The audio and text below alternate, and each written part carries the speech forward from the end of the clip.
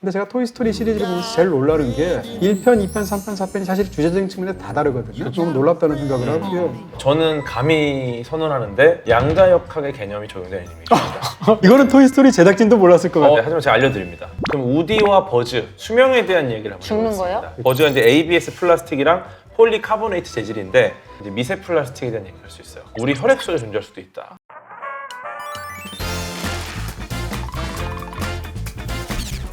지난번 특별편으로 우리가 에일리언 시리즈를 깊게 디깅을 해봤었는데요. 이번에도 좀 시리즈물을 하나를 깊게 파본다면 어떤 게 좋을까 투표를 받았고요. 여러분께서 토이스토리를 뽑아주셔서 네. 오늘 너무너무 신나게 토이스토리의 세상에 푹 빠져볼 수 있을 것 같아요. 어렸을 때 진짜 좋아했었거든요. 네. 그럼요. 어렸을 때 좋아하셨었죠? 그럼요. 최초의 풀 3D 애니메이션입니다. 그쵸, 그 당시. 기술의 혁명입니다. 뭔가 동심으로 돌아갈 것 같은데요, 오늘? 그럼요. 네, 어린 시절로. 왜 그 표정이 왜 그렇게. 아니, 저는 동심이 아니었거든요. 27살 때여가지고 아하. 차마 그러면은 동심으로 못 늘 그래도- 동심이셔서 너무 그래도, 동심으로 30년 너무 전으로. 돌아가고 싶은데. 언제나 동심입니다. 보니까 토이스토리 1이 나왔던 게 정확히 30년 전이더라고요. 그래요? 지나고 나니까 1995년도라는 해가 사실 영화에서 굉장히 중요한 해예요. 그래요? 오. 왜냐하면 영화가 언제 만들어졌냐면 1895년도에 만들어졌어요. 어. 그러니까 정확하게 영화가 두 번째 100년? 세기를 시작한 해. 와. 그러니까 딱 100년, 100주년 때 나온 작품이고요. 네. 토이스토리는 이 작품이 이제 그 작품 자체로 훌륭하다라는 걸 일단 차치하고 그 자체로 본다면 이전까지는 애니메이션이 있다 하더라도 사람이 직접 그렸잖아요. 손으로. 네, 손으로 이렇게 셀 애니메이션으로 그리고 컴퓨터 그래픽이 있어도 이전에도 컴퓨터 그래픽을 사용한 애니메이션이 있기는 있었어요. 바로 직전에 나왔던 예를 들면 미녀와 야수 같은 작품 거기서 이제 춤추는 장면을 그렇게 만들었거든요. 혹은 라이언 킹에서도 보면 수많은 동물들이 막 달려가는 장면이 있어요. 물소떼들 이런 것들이 이제 컴퓨터 그래픽을 부분적으로 차용했지만 이 영화처럼 한 편의 영화를 통째로 이 디지털로 만들어서 그것을 이제 애니메이션을 개봉하게 된 것은 처음이니까 훗날 뭐 지금 벌써 그런 것 같은데 1995년도에 있었던 역사적인 영화적인 사건 하면 네. 제일 중요한 건 당연히 영화의 두 번째 세기 100주년이겠지만 네. 또 하나는 토이스토리 개봉이에요. 와. 어떻게 보면 인간 배우를 지금 약간 두려워하기도 하잖아요. 대체할 것인가라는 문제부터 시작해서 영화 예술이라든지 미학적으로 혹은 또 산업적으로도 중요해서 이 토이스토리가 95년도에 나왔던 건 굉장히 중요하고요. 네. 사실은 이제 이 픽사의 영화들이 그 수많은 이스터 에그가 있지 않습니까? 네네네. 그래서 그걸 찾아보는 재미도 있는데 예를 들면 95가 너무 중요해서 토이스토리 시리즈에는 다 95라는 숫자가 나와요. 1편에 이제 자동차들 나올 때 미국 자동차가 이제 허가받은 날짜 같은 게 그 플레이트에 있지 않습니까? 그게 전부 다 95년으로 되어 있고요. 토이스토리 3에도 보면 처음에 이제 약간 그 그랜드 캐년 같은 데서 이 기차 같은 그런 그 굉장히 거대한 액션으로 영화가 시작하는데 그 기차에 크게 앞에 95라고 써 있어요. 이런 식으로 스스로가 이스터에그로 그 숫자들을 그 나온 해를 기념하고 있죠. 그 이스터에그 중에 가장 재밌는 것은 항상 이제 한 편을 완전히 제작하고 나서 그 다음 작품을 만드는 게 아니고 동시에 두세 편을 같이 하지 않겠어요. 네. 시간도 오래 걸리고 그러니까 서로 이렇게 부분적으로 계속 겹치는 방식으로 만들게 되는데 업 다음에 나온 영화가 토이스토리 3거든요. 예. 그래서 업이라는 영화를 보면 그때 토이스토리 3는 안 봤지만 네네네. 그 풍선으로 두둥실 집이 떠오를 때 그 집 한 구석에 라쏘 공이 있어요. 네. 그게 이제 토이스토리 3의 중요 캐릭터죠. 그러니까 어떻게 보면은 토이스토리는 실제 있는 실제 세상을 찍은 게 아니라 다 컴퓨터로 한 땀 한 땀 만들었다 보니까 이런 이스터 에그를 숨기기가 너무 좋은 너무 거예요. 좋죠. 뭐 앤디 방에 보면은 장난감도 많고 맞아요, 책꽂이에 책도 많이 꽂혀 있고 이렇게 자동차들도 다 번호판이며 몸에 달 수 있잖아요. 근데 이 얘기를 하려면 사실 틴토이로 먼저 거슬러 올라가야 될 것 같아요. 틴토이라는 5분짜리 단편 영화가 먼저 있었죠. 똑같은 존 라세테 감독이 1인 밴드 그 북치고 장구치고 하는 그 인형을 주인공으로 5분짜리 애니메이션을 만들었는데 이걸 보고 디즈니가 좀 길게 우리 같이 만들어 보지 않을래? 해서 만들게 된 프로젝트가 바로 토이스토리죠. 어허. 근데 그 당시에 이제 픽사는 우리가 아는 지금의 픽사가 아니라 어떻게 보면은 무너지기 직전에 별로 굉장히 돈을 어려웠었죠. 못 벌고 있는 픽사였고 당시 소유주는 스티브 잡스였는데 그때 이 애니메이션을 만드는 부서는 컴퓨터를 홍보하기 위한 뒷받침하기 위한 수단으로 존재했었다고 하더라고요. 근데 뭐 갑자기 영화를 너무 잘 만들고 하면서 이제 오늘의 그 유명한 픽사가 된 거고 나중에 이제 디즈니의 해서 인수를 하게 된 거죠. 근데 이제 사실은 토이스토리 1편이 디즈니와 픽사 협업으로 나온 거잖아요. 네. 그런 측면에서 봤을 때 사실은 우리는 이제 픽사라는 그 두뇌 집단, 창작 집단을 너무 좋아하다 보니까 디즈니는 간섭하고 픽사는 거기에 대해서 지켜내려고 하고 이럴 것처럼 생각하는데 사실은 어떻게 보면 양자 사이에서 굉장히 좋은 것들도 주고받은 게 사실이고요. 안 좋은 것도 있었겠지만 대표적으로 이런 게 있어요. 예를 들면 이제 디즈니가 제일 잘하는 것 중에 하나가 뮤지컬을 만드는 그렇죠. 거여서 주인공이 노래를 해야죠. 맞아요. 토이스토리에서 뮤지컬 장면을 넣어야 된다라고 디즈니가 주장했어요. 네. 근데 픽사 입장에서는 갑자기 장난감들 이야기를 하다가 장난감들이 춤추고 노래하면 너무 어색하다. 너무 이상하죠. 안 된다 이렇게 하니까 네. 디즈니 넣어라 안 된다 넣어라 안 된다다 어떻게 된다면 결국 뮤지컬 장면이 들어갔어요. 근데 노래가 흐르면서 약간 뮤직비디오처럼 흘러가긴 하지만 거기에 맞춰서 주인공들이 직접 노래하지는 않는 그쵸. 거예요. 그렇게 해서 표현이 돼서 어떻게 보면 약간 양자의 절충이 있고요. 그 또 한 가지는 이제 이게 제작하는 기법의 차이인데 디즈니의 경우에는 예를 들면 이제 어떤 한 영화가 있으면 한 애니메이션에 뭐 캐릭터가 20캐릭터가 있으면 그 20캐릭터마다 전담하는 애니메이터가 따로 있어요. 한 사람이 하나씩만. 그래서 한 사람이 한 애니메이터는 그러니까 예를 들어 우디를 담당했다면 우디만 그리는 거예요. 이전의 디즈니는. 그렇죠. 근데 픽사는 그렇게 안 하고요. 내가 책임진 게 예를 들면 러닝타임 지점에서 예를 들면 17분부터 18분까지 하면 1분 동안에 등장하는 모든 걸 다 그려요. 이런 방식으로 했대요. 근데 양자가 이제 절충이 되다 보니까 토이스토리 때는 훨씬 더 효율적인 방식으로 했다고 그러거든요. 요즘 시선으로 보면 토이스토리 1이 뭐가 그렇게 대단한지 모를 수도 있잖아요. 근데 그때 95년도에 그 기술로는 정말 혁명적이었고 이때 사용된 프레임이 11만 장이 넘는데 이거를 만약에 컴퓨터 한 대로 렌더링을 했으면 90년의 시간이 걸렸을 거래요. 그럴 수 있죠. 그래서 117대 컴퓨터를 24시간 동안 돌린 거예요. 그렇게 해서 렌더링을 했는데 요즘 기술로는 그 프레임들을 렌더링 하는 게 토이스토리 영화 한 편보다도 금방 걸린다고 하더라고요. 그렇죠. 그러니까 얼마나 열악하게 정말 선구적으로 이 영화를 만들었는지를 알 수 있죠.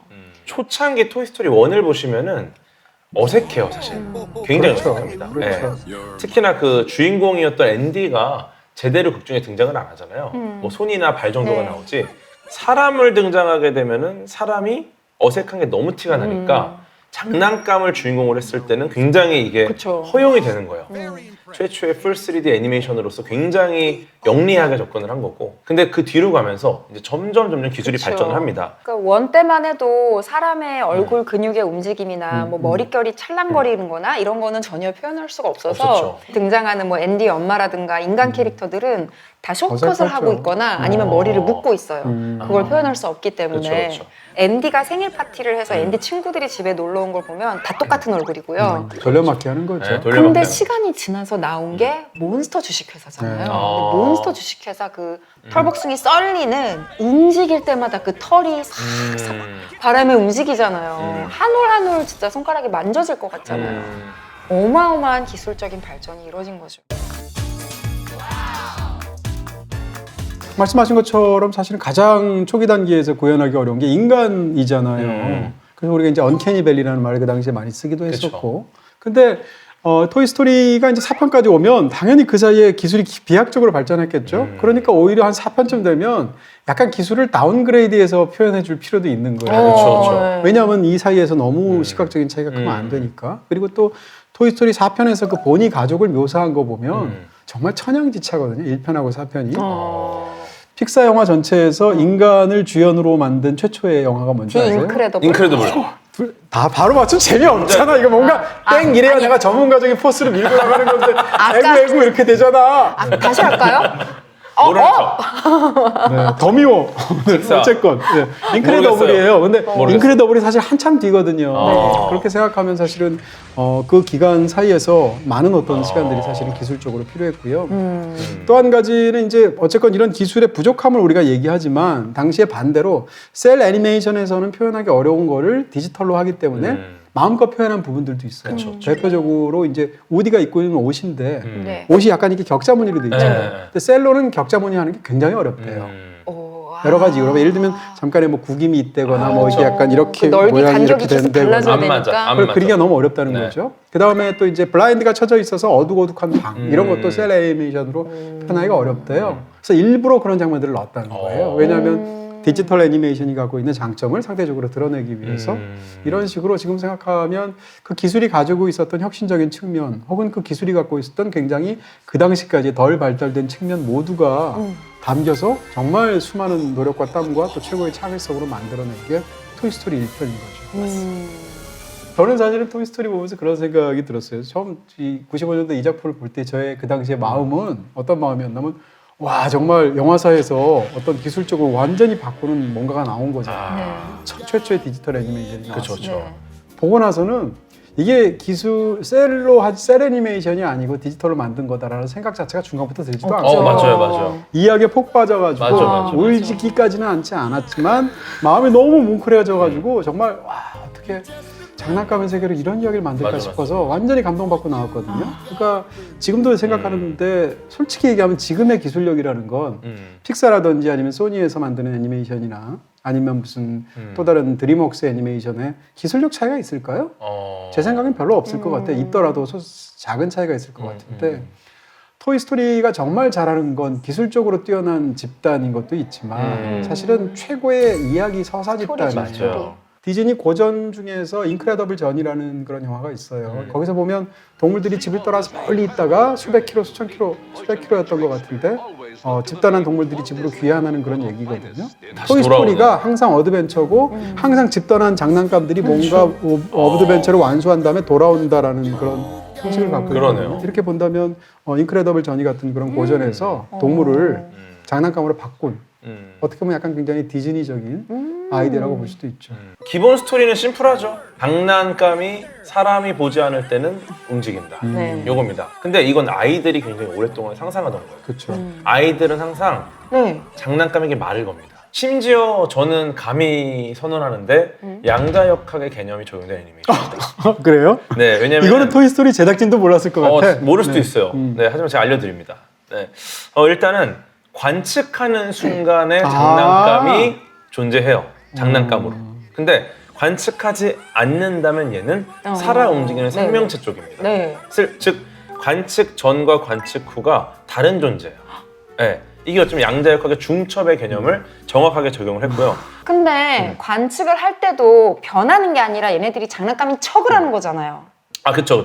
근데 이제 사람의 관점에서 봤을 때는 관측이라는 게 영향을 준다. 어차피 재밌자고 하는 거예요. 네. 아니 뭐 진짜 양자역학입니까? 토이스토리 거시 세계입니다. 양자역학은 눈에 보이지 않는 세계예요. 근데 예. 사실 저도 반론을 위한 반론이에요. 그걸 몰랐네. 걔도 혼자 말하면 재미없으니까. 둘 다 진짜 티키타카. 진정한 프로시고. 이게 진정한 방송인입니다. 네. 그 재미있는 게 우리가 이 장난감에다가 이름을 붙이고 특히나 이 주인공 앤디라든지 뭐 이런 친구들은 이 발에다가 이름을 적습니다. 네. 이것도 뇌과학적으로 굉장히 의미가 있다고 보는 거죠. 뇌과학적으로. 네, 그러니까 결국은 이제 과학적으로 보면 그냥 탄소 화합물 덩어리예요, 대부분이. 근데 이런 존재에게 이름을 붙이는 순간 그들의 존재가 나의 신경망의 일부가 되고, 즉 질서가 내 뇌 속에 있다라는 겁니다. 그러니까 어쩌면 이 토이스토리라는 것은 이 매터라는 물질이 마인드라는 어떤 정신으로 옮겨가는 M&M 이런 느낌이랄 수 있는 거죠. 초콜릿. 원래 네. 있는 용어예요? 제가 그냥 만든 겁니다. M2M이어야 되는 거 아니에요? 네. 슬링키 독 아시죠? 네. 네, 강아지 캐릭터. 네. 수철 같은. 늘어나는. 네. 실제 논문도 존재를 해요. 이 친구에 대해서. 어떤? 토이스토리 장면을 활용해가지고 이 슬링키 독이 어느 정도의 힘을 버틸 수 있는지 뭐 이런 걸 연구한 논문이에요. 얘가 막 쫙 늘어나는 것 자체를 막 어떤 액션 씬들이 많잖아요. 네, 맞아요. 막 꼬이기도 하고 막 좀 더 버텼어야 된다 이런 얘기 하고. 4편에도 있어요. 예, 그 자체가 그래서 이제 계산을 한 게 슬링키의 스프링 상수가 이제 6 뉴턴 퍼 미터다. 이렇게 해서 탄성한계에 도달하는 최대 힘을 30 뉴턴이라고 확인을 했고. 그래서 그냥 결론은 이겁니다. 네. 슬링키 독은 가지고 놀기 취약한 장난감이다. 잘 끊어져요? 네, 위험하다. 네. 네, 그렇게까지 막 액션에 이용하기엔 조금 그렇게 계산 안 해도 금방 알 것 같은데요. 토이스토리를 처음에 보면서도 좀 너무 놀랐던 게 주인공이 둘이잖아요. 하나는 우디고 네. 또 하나는 버즈잖아요. 네. 근데 두 사람이 겪고 있는 고민이 핵심인데 핵심적인 고민이 서로 완전히 달라. 네. 우디의 고민은 자기가 가장 사랑받던 사람이었어. A라는 사람으로부터. 네. 근데 어느 날 생일 선물로 버즈를 받게 되니까 새 장난감이 훨씬 더 재밌고 과거에는 내가 이 사람의 최애였는데 이제는 뒤로 밀려나는 존재가 갖고 있는 어떤 굉장한 슬픔 같은 게 담겼는데 이걸 어떻게 장난감으로 얘기하지? 이게 첫 번째고 두 번째는 버즈 입장에서 본다면 얘는 자기가 장난감인지 모르는 유일한 장난감이잖아요. 저희 우주 사령관인 줄 알잖아요. 그렇죠. 근데 이걸 사실은 이제 일반적인 영화의 화법으로 얘기한다면 이게 정체성의 고민이잖아요. 그런 상황에서 존재론적인 고민을 하고 있는 거예요. 그러다가 내가 장난감이라는 걸 받아들이기가 얼마나 어렵겠어요. 네. 이런 측면에서는 사실은 이 얘기도 엄청난 이야기거든요. 이런 측면에서 둘의 각각의 공포와 두려움을 가지고 네. 더군다나 둘을 약간 버디 무비처럼 만들어서 이렇게 뭉클한 이야기를 만들어낸다는 것 자체가 놀라웠습니다. 맞아요. 지금 말씀하신 거랑 연결되는 질문인데 네. 토이스토리가 토이스토리로 개봉하기 전에 원래는 제목이 뭐였는지 아세요? 뭐예요? 지금 이 말씀하신 주제의식이랑 굉장히 맞닿아 있어요. 네. You are a toy예요.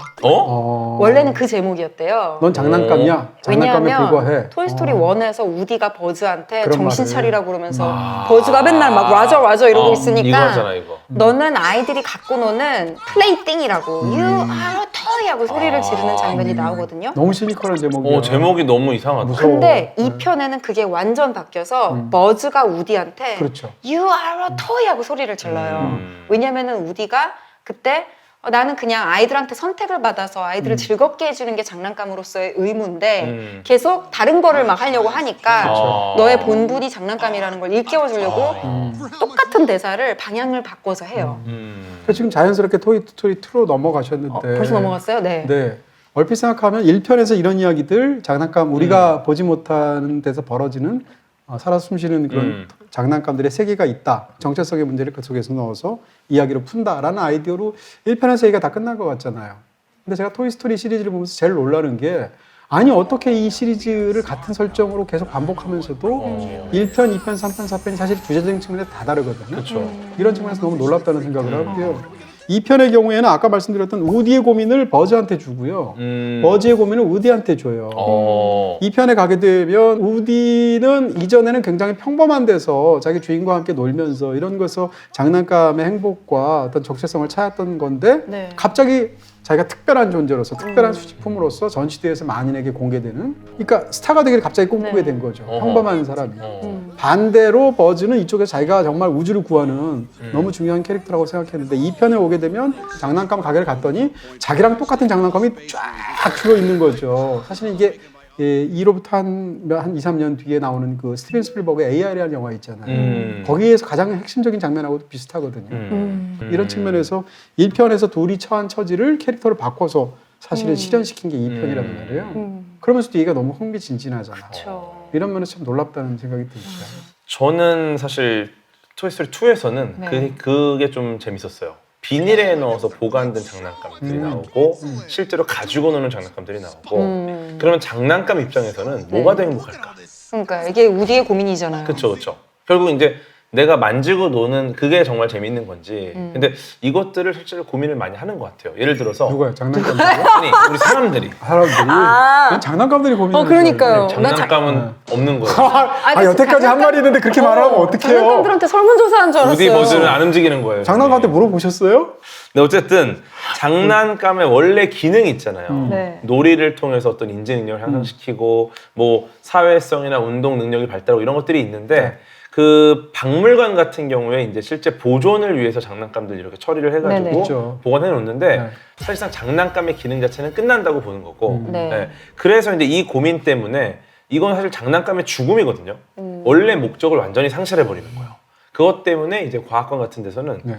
약간 인터랙티브 놀이 시설을 많이 해놓는 이유가 못 만지게 해놓는 전시물에 대해서 기능 자체를 상실하면 안 되니까 계속 만지고 놀 수 있는 전시를 해서 아이들이 좀 많이 즐길 수 있게. 유럽 같은데 이제 여행 한참 제가 많이 다녔을 때는 이제 보통 한 10유로 정도쯤 되면 들어갈 수 있는 개인 박물관들이 엄청 많아요. 그 중에 장난감 박물관도 많거든요. 근데 가면 어떤 기분이더라면 굉장히 그로테스크하고요. 맞아요. 막 개비개비 같은 애들이 있는 거 아니에요? 그렇지. 맞아. 거기에 특히 이제 아기 인형 같은 게 이렇게 전시된 걸 보면 느낌이 굉장히 이상해요. 이렇게 비닐로 다 쌓여 있는 어떤 인형을 보면은 네. 공포스러운 이유가 네. 아까도 얘기 나왔지만 불쾌한 골짜기랑 좀 비슷한데 맞아요. 인간과 닮았기 때문에 그래요. 오히려 인간과 안 닮은 인형은 괜찮은데 닮았기 때문에 그렇죠. 그래서 이제 3 보시면은 네. 그 빅베이비라는 캐릭터가 등장합니다. 네. 그죠? 근데 무서워요. 무서워요. 네. 그 로봇 공학자 모리 마사히로가 주장한 이 불쾌한 골짜기 이거 자체가 이게 과학적 근거는 없다고 합니다. 하지만 워낙 많은 사람들이 이야기를 하니까 이제 실제로 그렇겠다라는 공감을 하는 거죠. 그게 과학 논문이 아니군요. 과학 논문은 아니에요. 그러니까 과학적 사실은 사실 공감으로부터 진리가 되진 않잖아요. 그럼요. 네. 근데 근거를 만들기는 굉장히 좀 어려운 부분이 많다라는 거죠. 네. 저는 사실 버즈라는 캐릭터에 좀 애정이 있는데 닮았어요. 제가요? 네. 그러네. 있었어요. 아니 지금 뒤에 버즈 있는데 이렇게 보는데 비슷해. 버즈가 약간 하관이 이렇게 발달해가지고 진짜로. 네. 눈 또렷하고 멋있네. 눈썹 또렷하고 그러면 버즈 닮았다고 하지. 어, 기분 나빠요? 기분은 좀 좋진 않네요. 아, 왜? 오로지 차은우 닮은 것만 허락해요? 실제 차은우까지 아닌데 차은우랑 버즈랑 너무 갭이 커가지고 중간 어디쯤에 있겠죠. 차은우 닮은 버즈 같이 아, 생겼어요. 그러면은 차은우와 버즈 사이에 궤도가 있네. 그렇게 봐야죠. 예. 근데 실제로 이제 버즈 라이트이어라는 캐릭터가 네. 실제 우주 비행사에서 따온 캐릭터이기 그쵸. 때문에 두 번째로 네. 달 착륙을 한. 아폴로 11호 때 올드린? 닐 암스트롱 다음에 착륙을 한 버즈 올드린이 이제 실제 캐릭터인데 네. 실제로 좀 성격도 닮았어요. 다혈질에다가 예, 정말 술집에서 너 달 안 갔잖아라고 계속 말해서 두드려 팹니다. 아 그래요? 근데 어쨌든 그런 것도 있고 버즈 올드린은 실제로 두 번째로 달에 착륙했기 때문에 그 두 번째로 착륙했다라는 그것이 굉장한 이 스트레스였겠죠. 네, 내가 첫 번째로 내리고 싶었는데 근데 그 분노가 이 토이스토리라는 애니메이션에 본인의 캐릭터 나오면서 많이 풀렸고 아, 그래요? 그래요? 왜냐? 닐 암스트롱 캐릭터는 없거든. 없어. 아, 저는 이제 항상 저 버즈 볼 때마다 떠올리는 건데 조지 클루니 닮지 않았어요? 버즈라는 캐릭터가 팀 앨런이 했다는 걸 알면서도 중간중간 저거 조지 클루니 목소리지 이런 식으로 착각도 했었어요. 버즈 얼굴을 존 라세터 감독 얼굴을 기반으로 만든 거예요. 그 모델링을 할 때. 아 그래요? 네, 존 라세터 감독 얼굴을 땄다 그러더라고요. 이런 얘기는 있어요. 존 라세터 감독 자체가 이제 그 당시에 이제 그 픽사의 오랜 세월 수장이기도 했고 어린 시절에 원래 이렇게 실제로 우디가 그런 것처럼 등에 끈을 이렇게 잡아당기면 네. 말하는 그런 인형을 자기가 좋아했대요. 꼬마 유령 캐스퍼 인형. 네, 그래서 굉장히 좋아했는데 어느 순간 선물을 받은 인형이 빔을 발사하는 지아이조 인형을 선물 받은 거예요. 그러니까 당기는 정도의 옛날 그런 작동하는 것과 갑자기 빔을 발사하고 이러니까 지아이조 인형을 선물 받았을 때 완전히 관심이 자기가 넘어갔다는 거예요. 그래서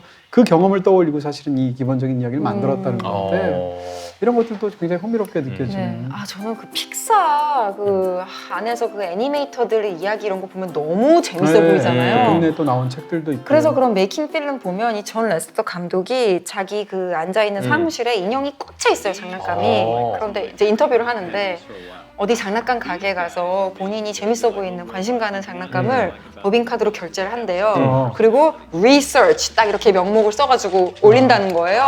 근데 그게 너무너무 짜릿한데 아들이 5명이에요. 이 존 라세티 감독이 1, 2, 3, 4, 5번이 다 아들이에요. 와. 아들만 5명인데 그때 딱 나이가 막 10살, 9살 막 이런 아이들이 5명이 있었던 거예요. 최고의 그러니까 소비자 맨날 5명이네. 아빠 그 사무실에 놀러 와서 그거 갖고 논 거예요. 근데 지금 이 5명의 아들이 싹 다 애니메이터예요. 지금요? 와 네. 진짜.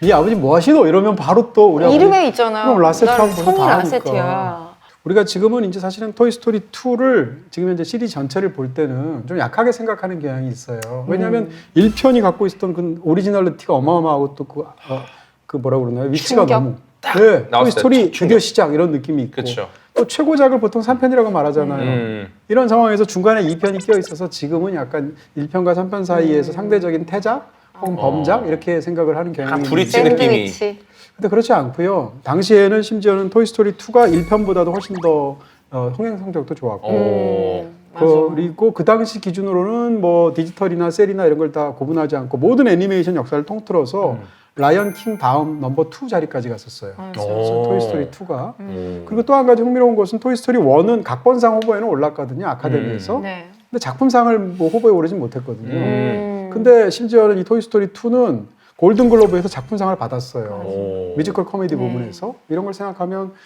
지금 우리가 토이스토리 2를 상대적으로 조금 더 이렇게 낮게 생각하는 경향이 있는데 그렇지 않고 당대에도 어마어마한 사랑을 받았고 영화적으로도 사실 스토리도 1편에서의 주제를 훨씬 더 깊게 탐구한 것 같은 느낌이 있거든요.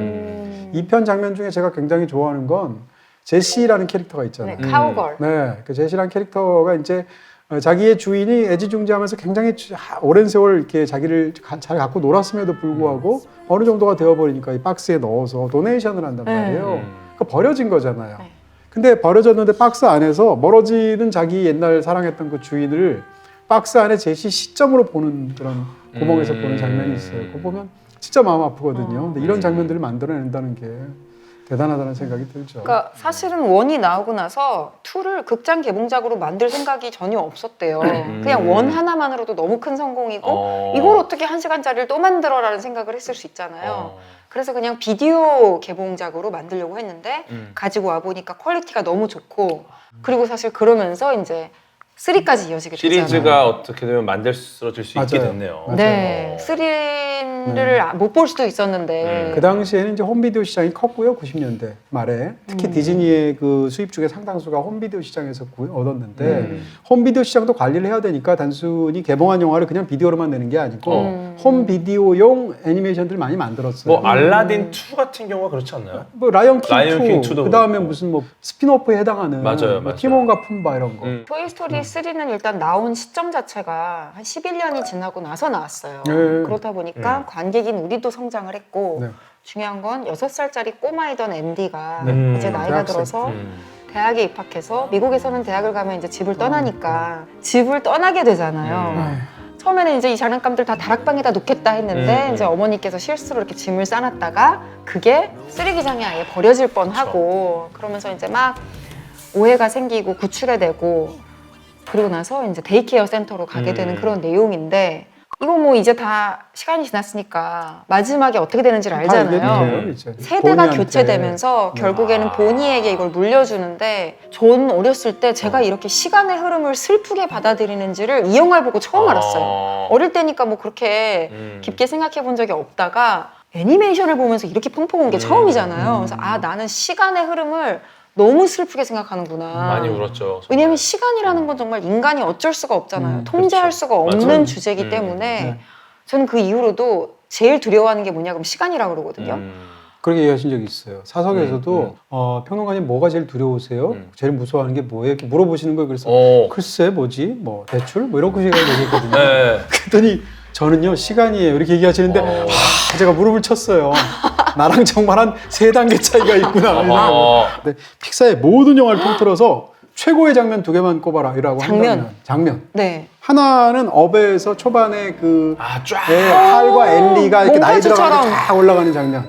그 장면 그거 진짜 한 10몇 분 만에 눈물 이미 바로 눈물. 나요. 저는 그 장면 그 영화는 한 2번밖에 안 봤는데 맞아. 그 장면 한 20번 본 것 같아요. 거기가 진짜 네, 그거 하고 그다음에 토이스토리의 마지막으로 놀아주면서 보니한테 넘겨주고 마지막에 이제 Thanks guys 하고 서롱 파트너 이거 하는 거.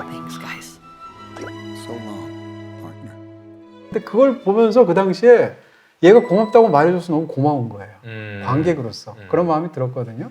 그러니까 사실은 이 영화 마지막 장면에서 느껴지는 것은 사람마다 다 다를 텐데 기왕이면 미안해라고 말하기보다는 고마워라고 말하고 싶다라는 생각을 하거든요. 토이스토리 3 혹은 토이스토리는 픽사의 영혼이자 그냥 존재 그 자체? 그 느낌이 들죠. 대단한 작품인 것 같아요. 애니메이션 최초로 장편 애니메이션 최초로 10억 달러를 돌파를 했고 그리고 말씀하신 2는 골든글로브에서 뮤지컬 코미디 부문 작품상을 수상했지만 이 3는 아카데미에서 작품상 부문 후보에 올랐죠. 장편 애니메이션 상을 그리고 받기도 장편 했고요. 애니메이션상을 수상을 했는데 네. 그 전에 수상을 못한 이유는 이때 처음 생겼기 때문이죠. 네, 그때 장편 애니메이션상이 네. 없었어요. 20세기에는. 토이스토리를 보면 제가 3편을 보려 나왔을 때 굉장히 양가적인 감정이 있었어요. 사실은 내가 누군가의 굉장히 깊은 팬이면 두려운 마음이 들어요. 제가 너무 혹시나도 좋아하는 실망할까 감독, 봐. 네, 그 사람이 나오면 너무 좋아하니까 이번 영화 혹시 좀 덜 좋으면 어떡하나 생각이 든단 말이에요. 보고 나서 정말 깜짝 놀랐거든요. 왜냐하면 1편, 2편은 약간 반복적인 느낌이 있는데 3편에 오면 이야기가 완전히 끝나는 느낌이 있어요. 마지막에 드디어 앤디 서사가 끝나고 보니한테 넘겨줘. 다음 시즌 같은 느낌. 더는 없을 것 같잖아요. 그럼 다시 보니 반복해야 되잖아요. 그쵸, 그럼 그쵸. 재미없잖아요. 근데 4편에서 또다시 점프를 해서 네. 전혀 다른 이야기를 한단 말이에요. 그리고 또 아직 안 나왔지만 5편은 또 다른 얘기라면서 그쵸. 네. 이런 걸 보다 보니까 이 시리즈에 대한 어떤 확고한 믿음 같은 게 생겨서 네. 예를 들면 미션 임파서블 시리즈가 뭐 4편, 5편, 6편, 7편 계속 나와도 계속 재밌을 것 같잖아요. 그렇죠. 그렇죠. 경우는 좀 다르지만 네. 그런 어떤 믿음 같은 게 시리즈에 생겨서 이제는 맞아요. 토이스토리 시리즈의 신작을 기다리는 입장이죠. 저는 이제 토이스토리를 3를 보면서 약간 이제 장난감들의 이야기로 이제 못할 이야기가 없구나 그런 느낌을 받았어요. 네. 그러니까 3는 저는 죽음에 대한 이야기라고 보거든요. 네. 네, 그래서 소각장 직전에 네. 그 이제 장난감들끼리 이렇게 좀 손을 잡잖아요. 이런 것들을 봤을 때 우리가 너무 슬픈 거야. 왜냐면은 이 죽음에 대한 이야기를 하는데 왜 손을 잡을까? 우리가 내가 아닌 타인과의 접촉을 한다면 옥시토신이라는 호르몬이 나와요. 그러니까 일종의 유대감이나 소속감이 만들어지는 거죠. 죽음에 대한 공포가 너무 크기 때문에 혼자는 이 절망을 이겨낼 수가 없는 거야. 그렇죠. 그러니까 옥시토신이 나오면서 이 옥시토신으로 우리가 함께라면 혹시 이걸 이겨낼 수 있지 않을까? 절망적인 공포 앞에서 마지막 저항 같은 느낌이라 네. 너무 슬픈 거예요. 그게. 우리 이동진 평론가님, 이별의 순간이 왔다고 해서 꼭 누군가의 마음이 변질되었기 때문인 건 아니다. 어떤 이별은 그저 그들 사이에 시간이 흘러갔기 때문에 찾아온다. 진짜 한 줄 평이면 한 줄 평으로 해야 되잖아요. 이례적으로 반칙이야, 두 줄 반칙. 쓰셨네요. 네, 반칙이어서 네 줄인데요. 욕도 많이 먹었. 그걸 또 굳이 적시하세요. 저도 알아요. 두 문장이에요, 두 문장. 네, 그럼에도 불구하고 꼭 저렇게 쓰고 싶어서 썼던. 시간이 흘러갔기 때문에 찾아온다라는 말 보고 우리도 음. 긴 시간이 지나면은 이별할 수밖에 없잖아요. 그럼요. 먼저 뭐 어떤 이유에서이든 이동진 형님부터 이별을 하시겠죠. 아, 그 뜻이에요? 아니 당연한 얘기. 나 그 뜻으로 한 말 아니에요. 올 때는 먼저 와도 갈 땐 순서 없다 그랬어요. 얘 나는 사람들이. 라플 위클리의 아, 이별을 말한 거예요. 보편적으로. 오늘도 한 건 했습니다. 아니 근데 아까 죽음 이야기도 맞고 심지어는 네. 그 장면이 아까 옥시토신 얘기 굉장히 맞아요. 슬프기도 하고 무섭기도 하잖아요. 근데 이 마지막 장면 보면 사실은 이 영화 이제 이별의 죽음을 포함한 이별에 관한 이야기인데 사실은 그러니까 우리가 이제 이별을 하게 되면 이별이라는 게 너무 스트레스고 너무 네. 아프니까 네. 꼭 이걸 가해자와 피해자 사이에서의 게임으로 생각하는 경우가 있어요. 맞아요. 그냥 우리 사이에 시간이 흘러간 거예요. 그럼 맞아요. 자연스럽게 끊어지는 수많은 이별이 있는데 그 관계마다 다 사실은 다 가해자를 찾아내고 피해자를 내가 자리 매김할 필요는 없지 않은가. 어쩌면은 그냥 시간 때문에 찾아온 거라고 한다면은 그거는 저는 되게 긍정적인 이별이지 않을까라는 생각이 좀 드네요. 네. 네, 조금 더 분위기를 환기하기 위해서 네. 그럼 우디와 버즈 네. 둘 중에 누가 먼저 이별을 할 것인가? 어떤 이별이요? 수명에 대한 얘기를 한번 죽는 해보겠습니다. 거예요? 예. 일단 우디 같은 게 면허과 비닐로 이루어져 있고요. 기본적으로 유기물 기반이 많아가지고 얘가 습도와 곰팡이에 취약합니다. 취약해. 예, 그래서 즉 생분해 속도가 비교적 빠르다. 심지어 더 제조가 빨랐죠. 그러면 버즈가 손줄이에요. 그렇게. 버즈가 이제 ABS 플라스틱이랑 폴리카보네이트 재질인데 석유 화합물이라 네. 자연 상태에서 분해되는데 500년 이상 걸립니다. 그러니까 수명 대결에선 버즈의 승리입니다. 근데 이것이 과연 긍정적이냐? 여기서 우리가 이야기할 것은 이제 미세 플라스틱에 대한 얘기를 할 수 있어요. 네. 네, 수명 대결에서 버즈가 수명을 다해도 사라지지 않는다면 결국은 남아서 우리 혈액 속에 존재할 수도 있다. 최악이다. 버즈가 우리 피 속에 살아있는 아니 거예요. 그렇죠. 얘네들이 무슨 미세 플라스틱이 되고 이런 얘기 네, 들으니까 그래서 저는 당근을 좋아합니다. 사실은 이 당근에서 우리가 아이들 장난감이 굉장히 많이 돌아요. 그렇죠. 아이들께 인기가 많죠. 네, 그게 어쩌면은 지금 앤디와 보니 사이에서 벌어지는 그 일이 어쩌면 굉장히 인류를 위한 이 기후 위기를 극복할 수 있는 방안일 수도 있다. 왜냐면 장난감들은 기본적으로 굉장히 플라스틱을 많이 쓰니까. 자, 이렇게 3에서 사실 너무나도 완벽한 완결이 이루어졌는데 4가 나왔습니다. 사실 모든 걸 3부작으로 끝내기가 쉬운데 4가 나왔다는 거는 5도 나올 수 있음을 그때부터 이미 시사를 한 거겠죠. 그렇죠. 이미 4가 나왔으면 5, 6, 7 5도 계속 나오고 나가는 거예요. 네, 삼. 10까지 갈 수 있는 3으로 거예요. 끝나면 사실 3에서 안 끝났다는 거는 이제 영혼이 끝나지 문을 않는다는 열어두는 뜻이에요. 거죠. 네, 이제는 뭐. 4에서는 이제 보니가 장난감들의 주인이 되고 보니가 새로운 장난감을 하나 만드는데 어떻게 보면 그런 환경에 대한 쓰레기에 대한 인식에서 출발했을지도 몰라요. 이제 캠페인이 시작되는 거죠. 네. 일회용 플라스틱 포크를 가지고 포키를 포키. 만들잖아요. 그래서 포키가 엄청난 인기를 거두었죠. 맞아요. 근데 이 포키는 또 자기가 쓰레기라고 생각을 하고 장난감이란 생각을 못해서 자꾸만 쓰레기통으로 돌아가려고 하고 너무 귀여워. 우디가 얘를 계속 붙잡죠. 계속 구해주잖아요. 너는 아이들을 즐겁게 해줄 의무를 가지고 있어. 넌 이제 장난감으로서 장난감이야. 사는 거야. 이전까지는 이 토이스토리의 이 모든 장난감들의 어떤 존재론적인, 감정적인 이런 쪽의 어떤 딜레마가 있었다면 나는 주인하고 너무 특별한 관계라고 생각했는데 내가 대체 가능한 존재라거나 내가 우주를 구하는 존재라고 생각했는데 장난감에 불과하다거나 다시 말하면 과대망상하고 관련이 있단 말이에요. 사실은 그런 정도의 의미가 없었을 수도 있는데 근데 처음으로 자기 폄하를 하는 캐릭터야, 맞아요. 포키는. 네. 그래서 무슨 소리야, 나 장난감 아니고 나 쓰레기야 이렇게 얘기하고 귀여워. 쓰레기가 즐거워 자기가 이런 자기는 캐릭터잖아요. 쓰레기통이 편해. 네, 그런 측면에서 저는 포키라는 캐릭터가 이 토이스토리의 장난감을 규정하는 것을 완전히 외연을 넓혔다 이렇게 그렇죠, 생각하는 그렇죠. 거예요. 그러니까 그 포키를 차에서 뛰어내려서 마침내 찾아서 그 텅 빈 거리를 손잡고 걸어오면서 둘이 대화하잖아요. 그 장면 너무 사랑스럽지 않아요? 아 근데 이동진 평론가님이 하는 이 포키에 대한 감상평 너무 귀한 거 아니에요? 네, 포기할 수 없어요. 네. 원래 쓰레기일 때는 안 움직이잖아요. 그렇죠. 근데 어느 순간 장난감이 돼서 분류상 장난감이 되는 순간 사람이 안 보면 움직인다는 정체성이 생긴다는 거예요. 이게 인공지능하고 되게 비슷한 것 같아요. 인공지능. 오. 인공지능도 이거 재밌다. 예, 예전에 우리가 인공지능이 아무리 학습을 시켜도 절대 사람하고는 너무 달라. 너무 멍청해. 그러니까 이거는 못 쓰는 AI예요. 그 기간을 넘어서 어느 순간 임계점을 딱 돌파하니까 갑자기 사람처럼 행동해요. 지금 대화가 되잖아요. 네. 너무 자연스럽게. 그러니까 포키가 약간 그런 임계점이 어디인가에 대한 질문을 던지는 캐릭터라고 생각합니다. 이름을 써준 순간 된 거 아니에요? 근데 오. 그거를 예를 들어서 내가 어떤 의미를 부여한 걸 수 있는데 이 메커니즘 상에서 그 경계가 어디냐는 거예요. 그럼 예를 들어 시험지에 내가 이름을 적으면 이 시험지도 장난감이 되는 그럴 거예요. 수 있죠. 안 해봐서 모르지. 이름을 쓰고 장난감처럼 데리고 놀면 시험지도 살아 움직이지 않을까요? 네. 이 근데 안 이름으로 해봤으니까 하면? 우린 모를 뿐이고. 그러니까 이 작품상에서 도대체 그 임계점이 어디인가.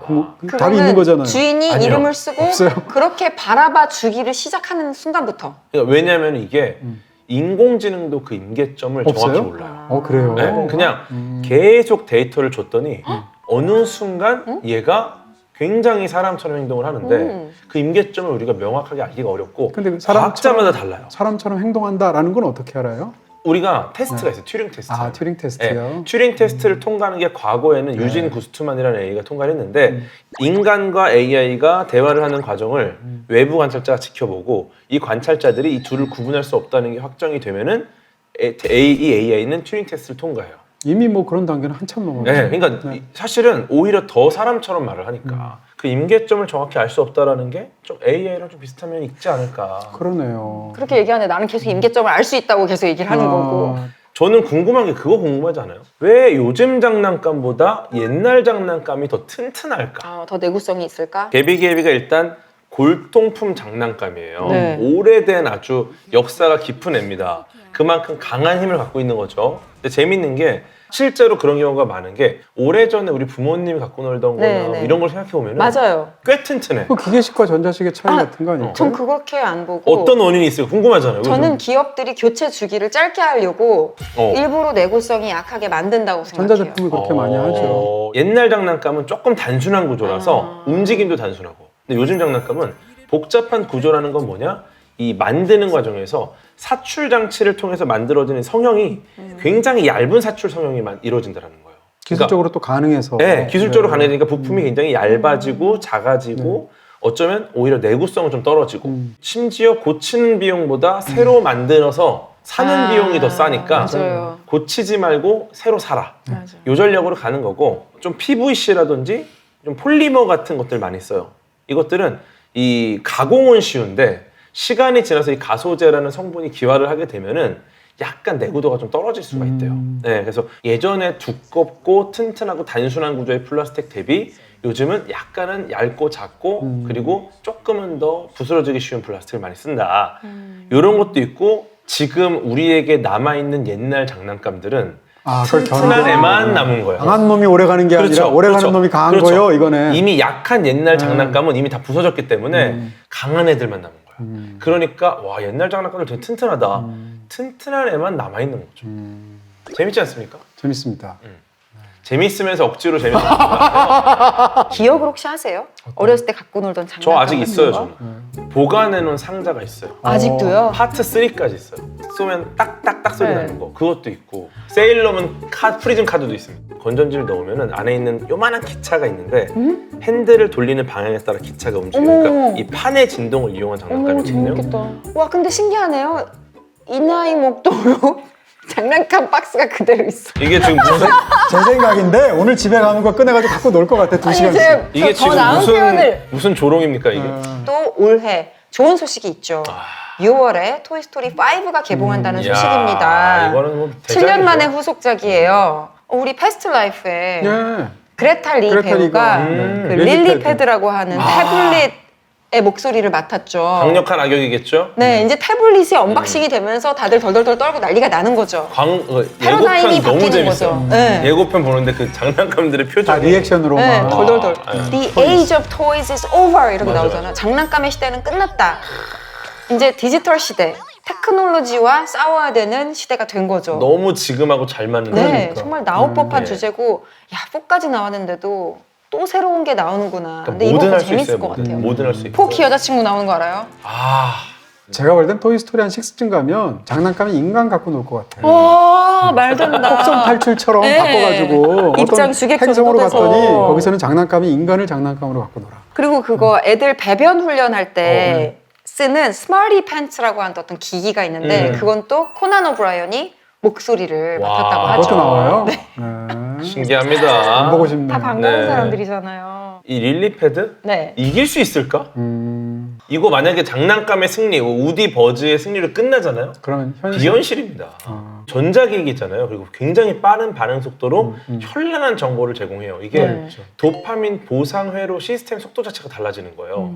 장난감은 우리가 손으로 움직여서 갖고 놀잖아요. 그 과정에서 나오는 도파민이 있는 건데 이 도파민을 만들려면 본인이 이야기를 만들고 움직이고 하면서 잔잔하게 힘이 많이 나오는 거예요. 그러니까 이게 펑 터지지 않아. 근데 패드를 보게 되면은 즉각적으로 도파민이 빵 터집니다. 굉장히 빠르고 강하게 분비가 되니까 이거에 절여졌잖아요. 다시는 장난감을 갖고 놀 수가 없다. 결말 어떻게 될까요? 예측 한번 해볼까요, 우리? 그리고 버즈도 결말 예측. 원래는 그냥 버즈가 액션 피규어인데 아무도 안 들어요. 아니 할라 그래. 흐름상 이거 먼저 해야 될 것 같아서. 아니 말은 많으신데 눈치는 또 엄청 그러니까 빨라요. 할 거야. 진짜 다 듣고 있어. 아, 너무 무서워. 이 두 분 무서워서. 아니야, 그래요. 결말 할 건데 내가 캐릭터 소개하는 김에 다 해야 돼서. 내가 세 보이지만 최약차야 여기서. 또 이제 버즈가 원래는 그냥 액션 피규어인데 이번에는 군단으로 나오고 컴퓨터에 의해서 컨트롤되는 버즈가 나온다고 하더라고요. 그렇습니다. 제가 볼 때는 조금 평범한 결말이라고 한다면 이제 결국 이제 우디랑 버즈도 네. 디지털 세상에서 활동을 하게 된다. 그러니까 장난감은 이제 끝났지만 이제 디지털 화면 속에서의 이제 뭐 게임이라든지 그런 캐릭터로 등장할 수도 있을 것 같고 그러니까요. 계속 새로운 이야기 어떤 걸로 또 우리를 즐거워해줄지 좀 기대가 됩니다. 사실 장난감이랑 이별하는 게 너무 슬프다고 아까 이야기를 했었잖아요. 네. 그게 시간의 흐름인 거고 근데 너무나도 안타깝게도 우리도 잠시 이별을 해야 되는 시간이 또 왔어요. 오늘 이 편이 스튜디오에서 녹화하는 시즌5 마지막 회차거든요. 또 새로운 시즌으로 시즌 6로 돌아오도록 하겠습니다. 여러분께서 또 쉬는 동안 몰아보기 편이나 또 지난 회차들을 많이 봐주시고 또 응원의 댓글을 많이 남겨주셔야 우리가 to season 6 and beyond로 나아갈 수 있겠죠. 정말 많은 분들의 이 도움 그런 것들도 있지만 우리가 좀 잘한 것도 있네. 대박이다 진짜. 나는 정말 구태의연하구나 이렇게 하려고 했더니 야, 그 뒤에 방송 역사에 길이 남을 멘트네요. 우리가 궤도님 개인의 의견임을 네, 밝힙니다. 그쵸? 아니 우리가 못했으면 사랑을 주시겠습니까? 그리고 사실 더 재밌는 시즌을 만들기 위해서 여러분의 참여가 굉장히 중요합니다. 맞아요. 저희 이제 새로운 시즌을 시작하는 김에 아예 여러 가지 형태나 내용면에 있어서도 여러분의 의견을 적극 반영하려고 하거든요. 트라이브 앱에 접속하시고 투표 참여해 주셔서 다가오는 새로운 시즌 6의 기획에 직접 참여해 주시면 감사하겠습니다. 오늘 시즌5의 마지막 회차 재미있으셨다면 라이프 플러스 TV 채널 구독, 알림 설정 해주시고요. 이번 편 좋아요 눌러주시고 또 재미있는 댓글, 응원의 댓글 많이 남겨주시면 감사하겠습니다. 저희 다음 시즌에 시즌 6로 더 풍성한 내용으로 여러분 찾아뵙도록 하겠습니다. 감사합니다. 고맙습니다. 고맙습니다.